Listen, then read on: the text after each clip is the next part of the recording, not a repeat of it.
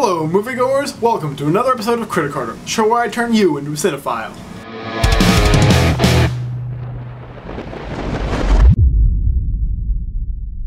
Today, I saw The Dictator.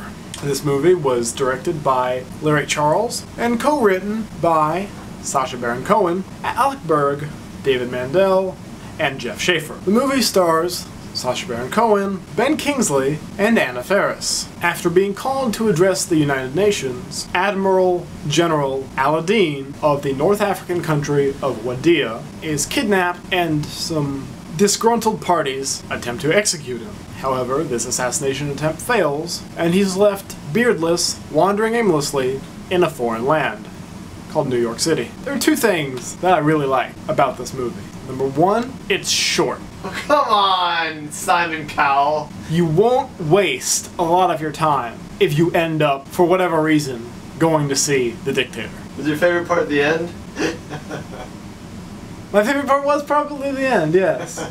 My second favorite thing about this film is that it doesn't involve misleading a group of hopeless Americans. And here's what I mean by that. I hate the characters created by Sacha Baron Cohen, and I hate the way that he chooses to promote them, namely by running around in the real world and forcing these people that are talking to him to act with him as though he is the character and not himself. If his name is strange to you, let me refresh your memory. Sacha Baron Cohen is the man responsible for Borat and Bruno. Oh, that guy. And as though he had not committed enough cinematic sin by bringing those two characters to the masses of the world, he's done it a third time. And instead of anti-Semitism and homophobia, he's now turned his sights to the world stage and has made a film about an oppressive foreign tyrant. Having said all that, there have been a few instances in the past that I've enjoyed the performances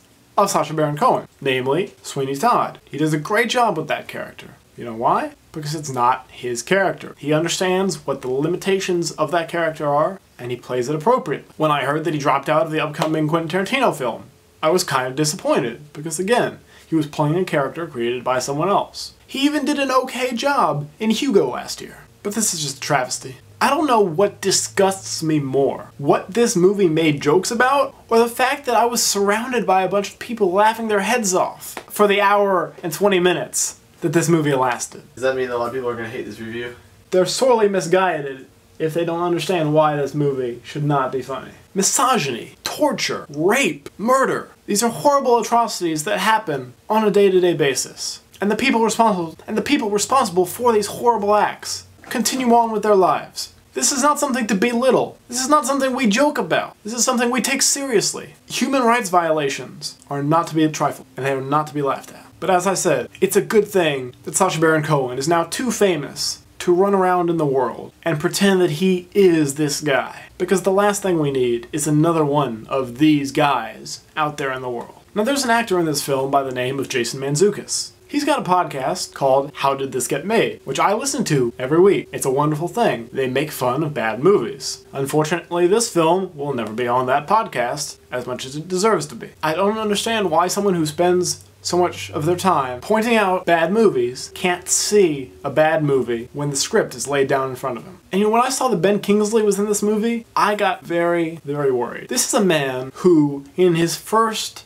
significant screen role, played Gandhi and won an Oscar for it, disgracing himself by being associated with this product. But it gets worse. Oh yes. There's an Asian actor by the name of Bobby Lee, who I believe was on Mad TV, and he had a bit part in the Harold and Kumar film that came out last year, which I thought so highly of. He plays a Chinese businessman in this film, and there's a running joke involving his character and various significant and well-respected members of the film community. Ed Norton makes an appearance related to this character. Ed Norton, who probably has more talent than everyone else involved with this film combined. Thankfully, it's not a credited role, but he's still in the movie, and it still is very disappointing to see. I shudder to think what this review would have consisted of if I had shot it right after seeing the film. I've had a few hours to calm down. It's really f***ing bad. That's all I can say. There's nothing redeemable about this movie. 0 out of 5. I'm not even gonna say 0 out of 5 something.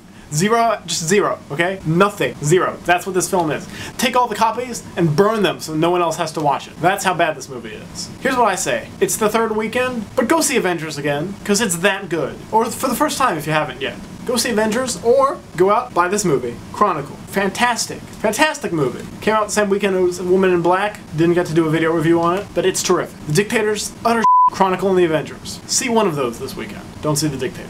What would you give Borat and the other one? I haven't seen those. Oh. But now that I have actual ammunition against what I hate about Sacha Baron Cohen, I'm vindicated and don't have to spend my time with it. So I wasted $4 and 80 minutes of my life with The Dictator. Now you can say, oh no, it's satire. Well, here's the thing. The vast majority of the people who go to see these movies just have these horrible stereotypes that he's portraying reinforced, because they don't understand the alleged message of the film. You know, you want to point out how people are anti-Semitic or people are homophobic? There are better ways to do that than making Borat and Bruno. I reviewed Dark Shadows last week. That's up over there. Next week I'll either be seeing Men in Black 3 or the new Wes Anderson film, Moonrise Kingdom. You decide. And whenever I would get around to seeing that, our review will be up over there. On the off chance you like this video, feel free to like and favorite it and subscribe to my channel if you haven't already. Hopefully there will be better movies in my future. Fade to black.